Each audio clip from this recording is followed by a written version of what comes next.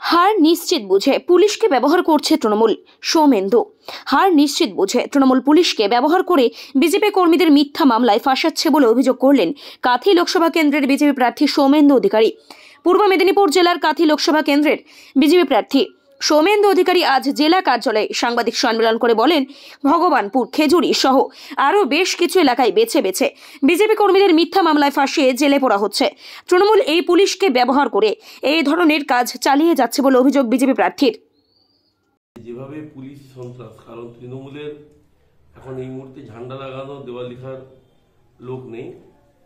লোকসভা নির্বাচন ঘোষণা হয়ে গেছে, চারিদিকে ভোটের দামামা ভিজে গেছে, কিন্তু তা না করতে পেরে তারা এখন এই মুহূর্তে তাদের যে মমতা বন্দ্যোপাধ্যায়ের প্রশাসনের সব থেকে যে প্রিয় পাত্র যারা, সেই পুলিশকে তারা ছেড়ে দিয়েছেন এক প্রকার।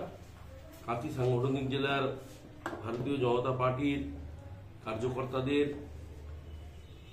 নানাভাবে মিথ্যা কেসে কিভাবে আটকে রাখা যায় তার প্রকৃষ্ট উদাহরণ আপনাদেরকে কতটা নক্কারজনক জায়গায় এই শাসক দল গেছে আমি মাননীয় নির্বাচন কমিশনার তারও দৃষ্টি আকর্ষণ করব। ব্যুরো রিপোর্ট, এখন সংবাদ।